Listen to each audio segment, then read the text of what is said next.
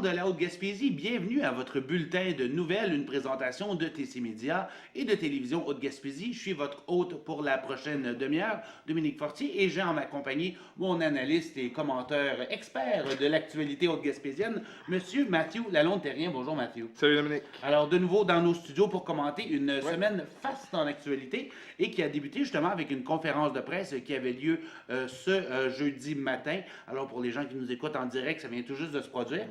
C'est Jérôme Landry, le propriétaire du Valmont plein air, qui dénonce une décision de la CEPAC d'avoir déménagé son bureau d'accueil d'accès à l'auberge de Montagne des Chic-Chocs de Valmont plein air à Sainte-Anne-des-Monts. Donc, c'est maintenant Hôtel et Compagnie qui a remporté, si vous voulez, l'appel d'offres sur invitation.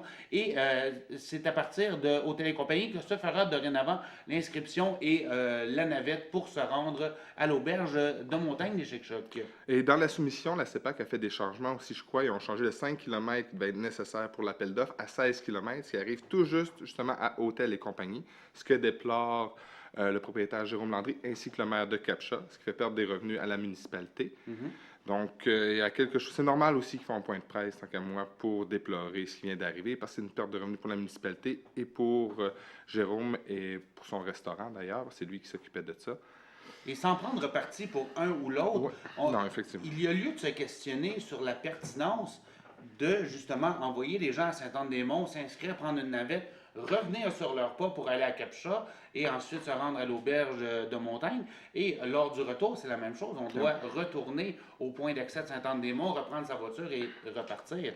Donc, ça l'ajoute beaucoup au niveau du kilométrage. Et c'est un peu ce que justement messieurs Landry et Landry disaient ce matin en conférence de presse. Mais l'appel d'offres sur invitation a été gagné par Hôtel et Compagnie. Ils étaient les plus bas soumissionnaires. Alors, le bureau d'accueil revient maintenant dans leur cours. Et une autre nouvelle de dernière heure, nous avons appris que les employés de la ville de Capcha s'affairent actuellement au nettoyage des terrains dits malpropres. Alors, on a tous vu un petit peu partout sur le territoire des terrains pratiquement abandonnés avec beaucoup de détritus dessus.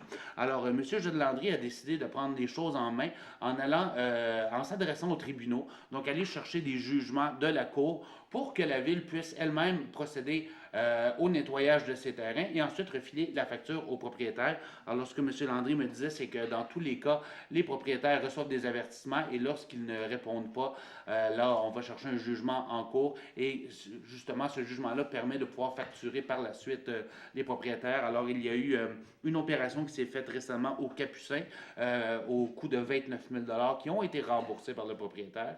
Il y en a une actuellement dans l'Anse à Capcha sur la 132 et il y en a une autre aussi qui se fera plus dans le coin du Faubourg bientôt. Donc, c'est l'opération nettoyage automnale de la ville de Capcha. Morale de l'histoire, ramassez vos détritus, sinon la ville va vous le facturer. Effectivement, et on sait que du côté de Capcha, alors M. Landry en tant que fin négociateur et fin comptable ne lésinera pas pour aller chercher l'argent là où il est. S'ils ne ramassent pas leurs détritus, ils vont payer pour que d'autres le ramassent. Et les employés de la ville vont coûter beaucoup plus cher que notre propre main-d'œuvre. Ça ne nous coûte rien quand on ramasse les détritus.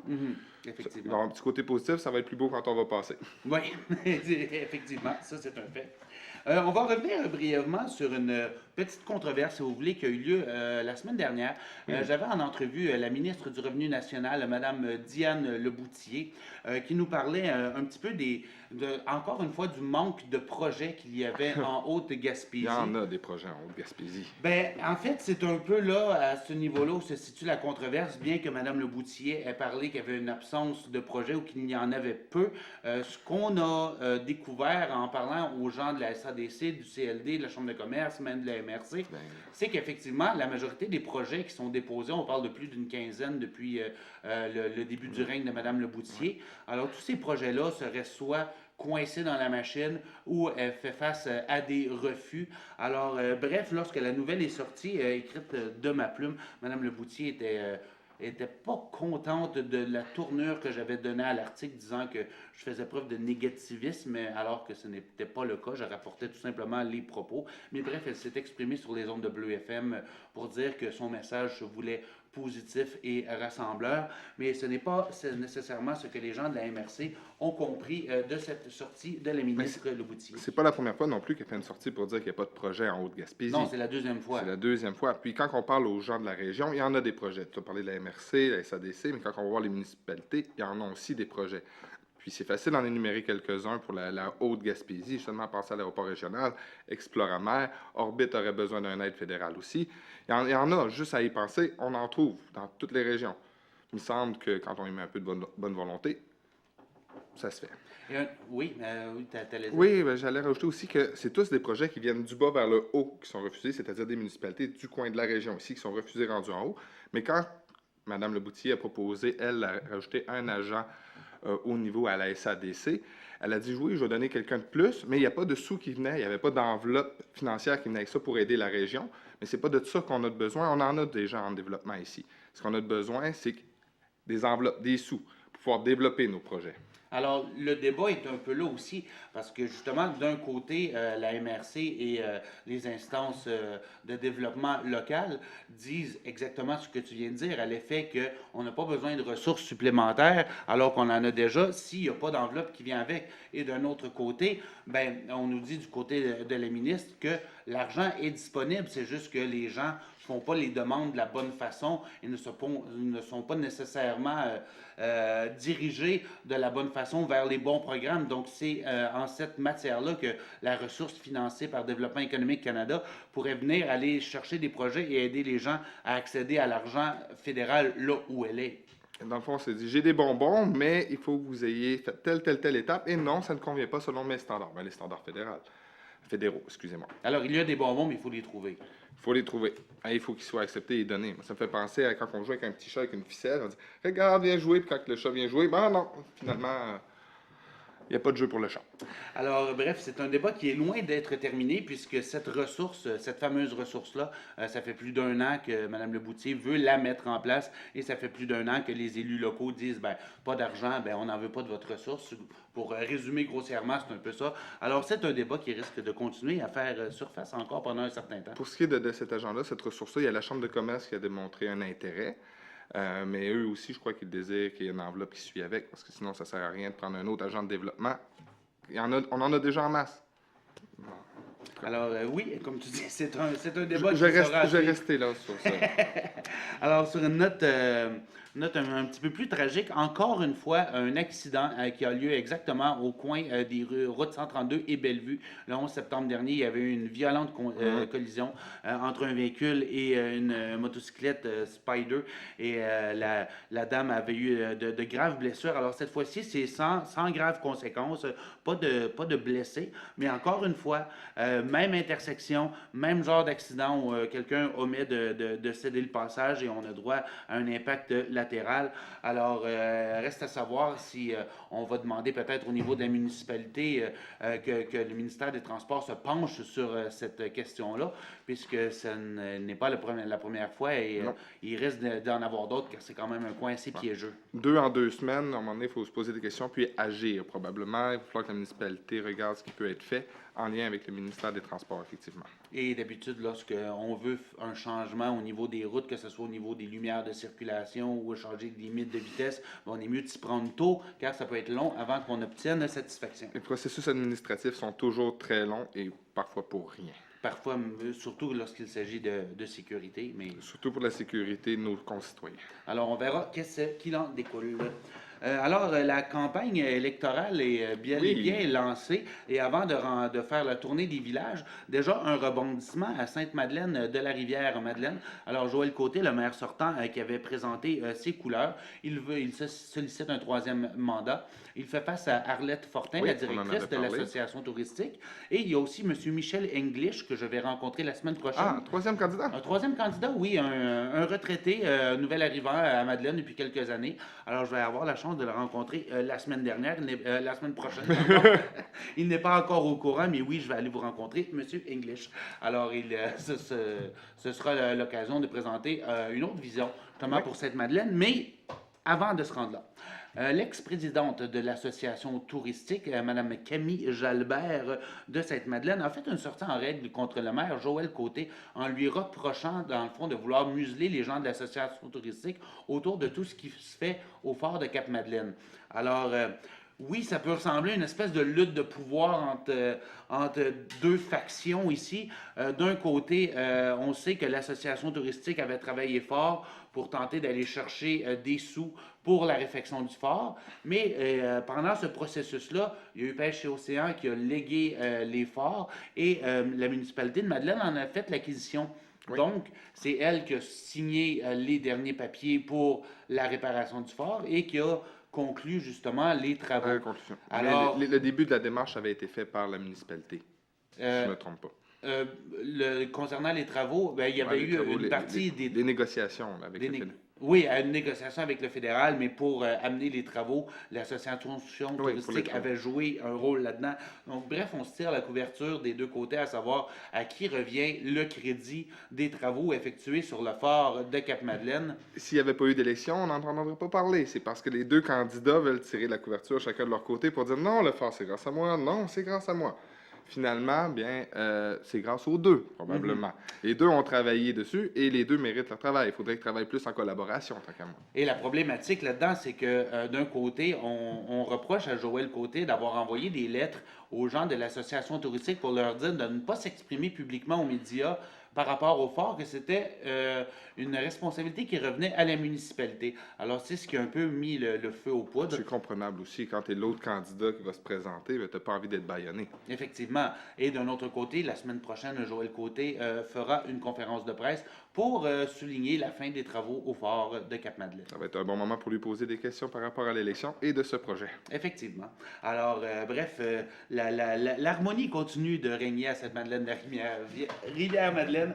Alors, on vous tiendra au courant de ce qui se passe dans les prochaines semaines, puisque l'élection commence à peine. Elle n'est même pas encore commencée. Donc, on est toujours en période de mise en candidature. Et déjà, Des tirs croisés, hein? oui, on sent les esprits s'échauffer.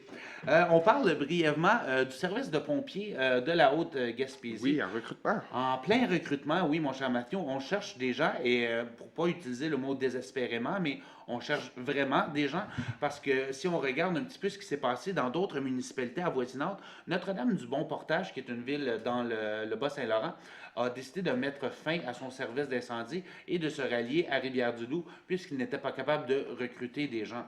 Alors, on veut éviter ça Non, ici.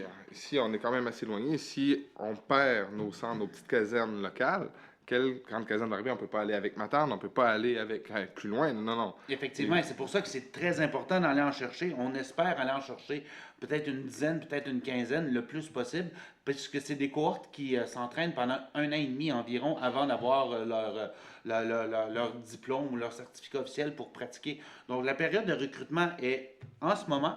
Et chose intéressante, Mathieu, il y a un centre d'entraînement qui a été créé pour les pompiers. Il est juste ici à Saint-Anne-des-Monts. Alors, on a répliqué un bungalow où on peut faire des simulations d'opérations de sauvetage. Donc, c'est un endroit qui a été adapté pour les pompiers. Il continue à être adapté. Et on recherche des gens. C'est Éric Savard, d'ailleurs, qui s'occupe du recrutement. Et oui, Mathieu, Je veux dire, si vous cherchez un défi stimulant, engagez-vous. Effectivement, Pour et la voilà. Et justement, ça demande très peu de préalable. On demande d'avoir un secondaire 3. On demande d'avoir un permis de conduire valide. Être en forme, j'imagine, parce que pour être Ben, pompier. un minimum, oui, Un minimum. effectivement. Et aussi d'avoir 18 ans, donc, et pas dans le précédent judiciaire. Alors, on ne demande quand même pas grand-chose, mais évidemment, le plus important, comme le mentionnait autant M. Carole Dugas, le chef des pompiers, que Steve Dumont, le chef de l'intervention, que M. Éric Savard, le formateur, ça prend la passion, puisque des fois, on peut être des mois sans être appelé, spécialement si on est dans des coins plus reculés comme Madeleine ou bien dans des endroits comme Rivière-à-Claude où il y a Des TNO. moins d'événements, tu sais, c'est ça. Mais il faut être disponible et il faut se garder... Il faut se garder alerte. Oui, c'est ça. Alors, bref, c'est un appel à tous les gens de la Haute-Gaspésie qui voudraient relever ce défi. On peut s'inscrire dès maintenant. On contacte Éric Savard au 418 786 5538, le 786 5538. Et c'est une formation qui dure 1 an et demi, 255 heures rémunérés. Rémunérés, c'était ma question. Ils sont payés. Donc, vous êtes formés et payés. Exactement. Donc, il n'y a pas de lieu, il n'y a pas de raison de ne pas vouloir aider son prochain. Et on parle évidemment de toute la valorisation que ça apporte lorsqu'on réussit à éteindre un incendie, peut-être même, qui sait, de sauver des vies. Sauver des vies. Aider ses concitoyens, c'est quelque chose de primordial. Tout à fait. Et sur ça, mon cher Mathieu, on prend une courte pause. On vous revient avec la suite de nos actualités. Et oui, on va parler d'élections municipales. Ça, c'est ma jambe quand elle avait 3 ans, 4 ans. Ben,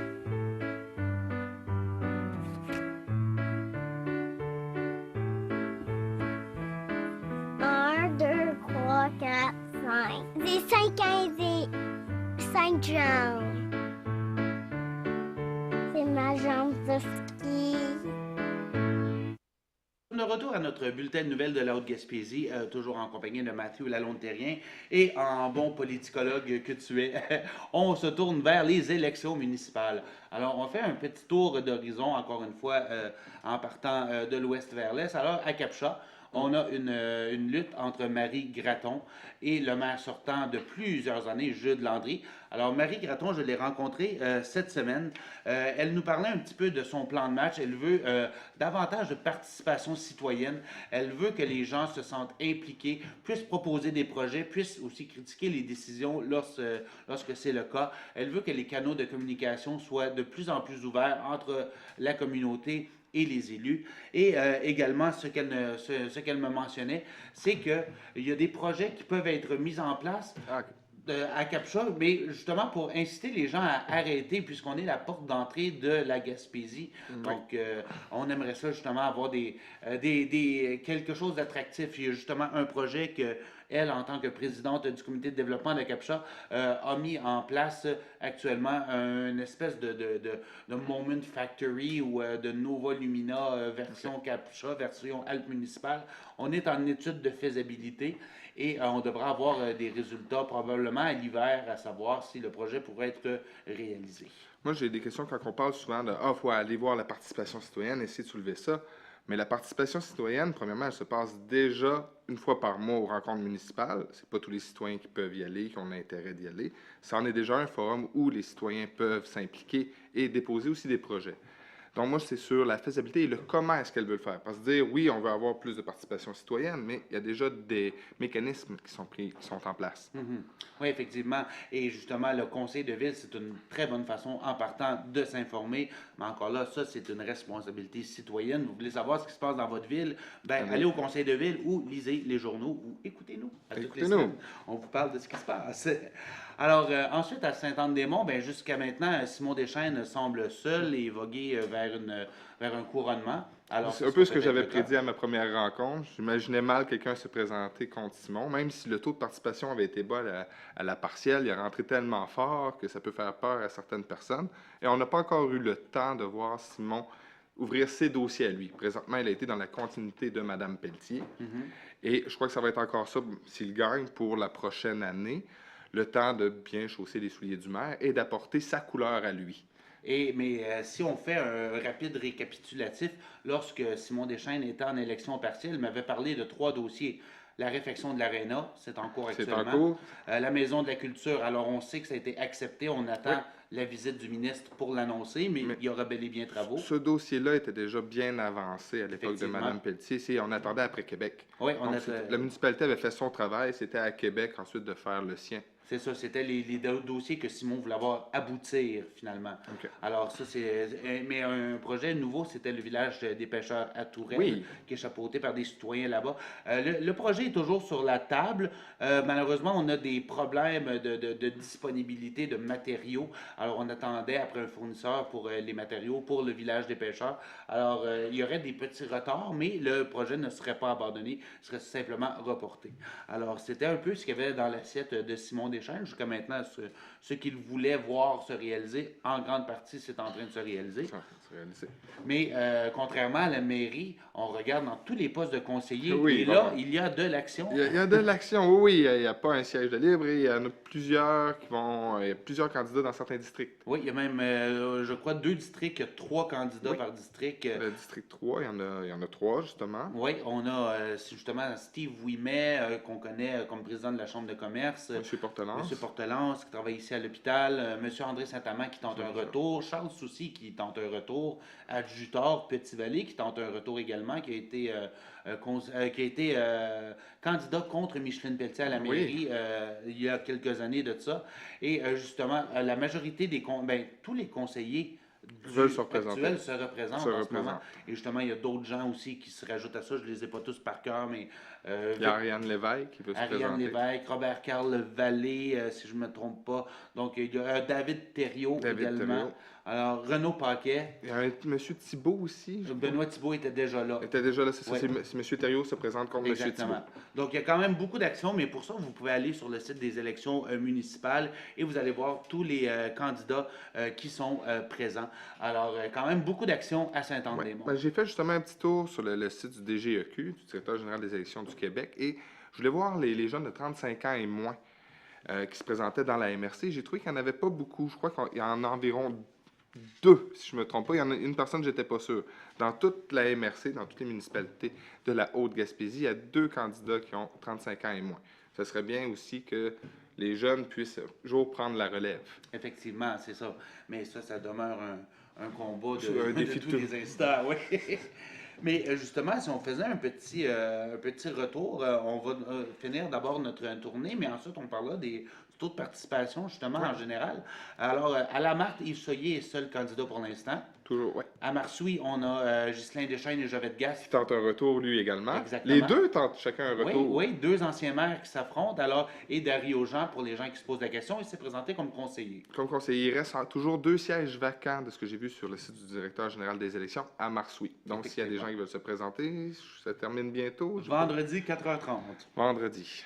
Rivière-à-Claude, Régent Normand est le seul, encore une fois, à présenter sa candidature et il y a encore plusieurs sièges libres à Rivière-à-Claude. Ensuite, Mont-Saint-Pierre, jusqu'à date, Linda Laflamme est la seule à se Toujours la présenter. Saint-Maxime-du-Mont-Louis, c'est établi depuis un bon moment. Oui, depuis le début de la campagne, depuis que c'est tout à fait. annoncé. Serge Chrétien, Guy Bernatchez, ce sera une lutte à finir.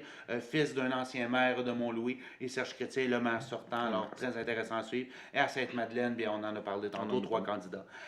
Mon cher Mathieu, aujourd'hui, on parle de peut-être 2 municipalités sur 8 qui n'auraient pas de lutte, alors Saint-Anne-des-Monts et la Marthe, parce qu'on a des rumeurs pour Mont-Saint-Pierre qu'il y aurait quelqu'un qui affronterait Madame Laflamme. T'as oublié Rivière-à-Claude, ça fait 3. Oui, effectivement, 3. Mais ça a été pire. En 97, Oui. on avait 6 couronnements sur 8.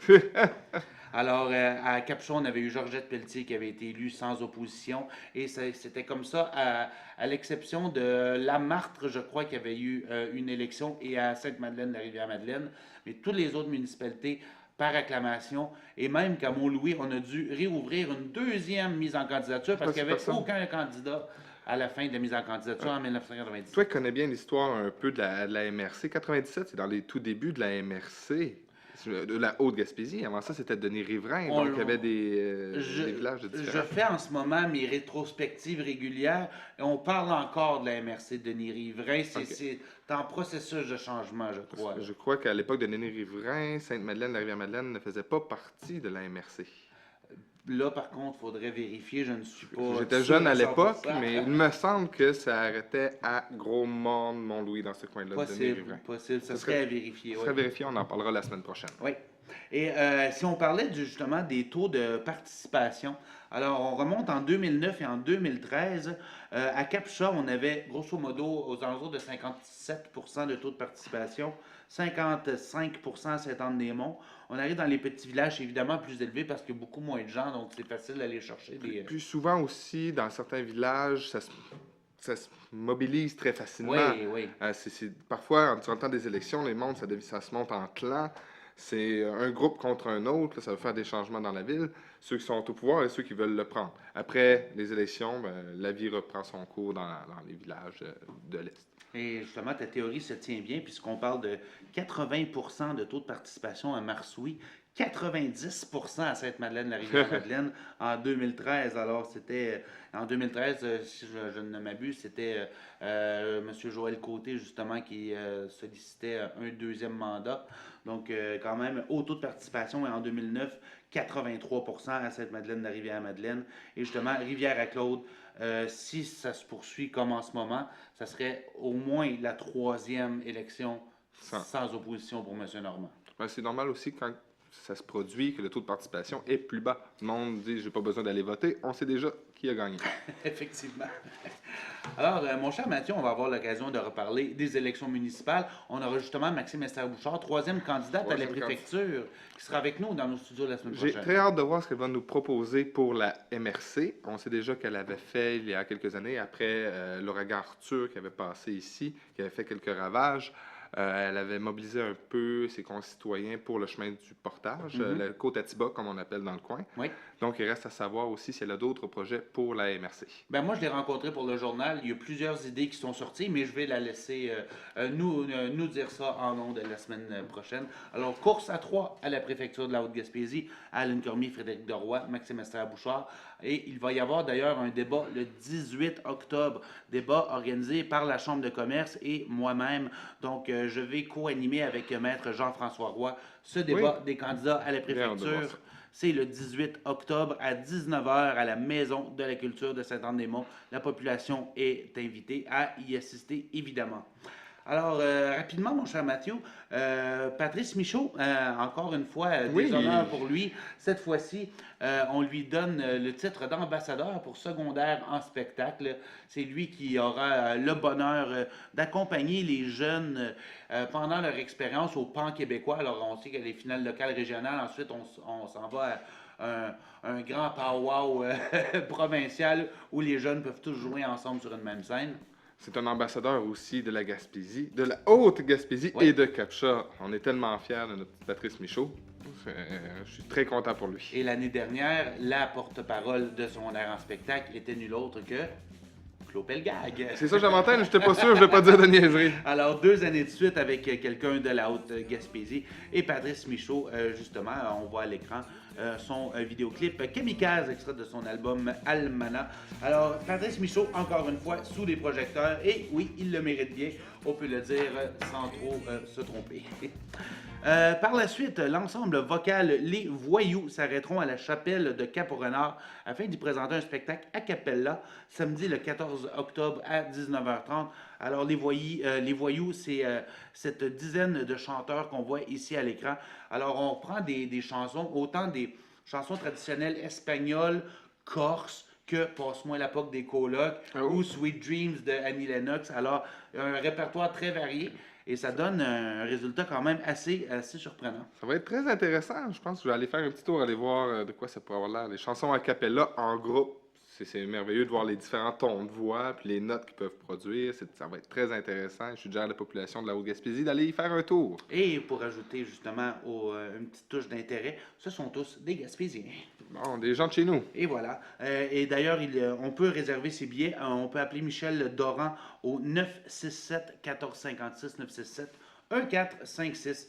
Rapidement, le haut gaspésien Dominique Leblanc, on le connaît très bien, technicien en loisirs à l'école Gabriel Lecourtois, a remporté l'épreuve, oui Matthew, 110 km dans le parc Forillon.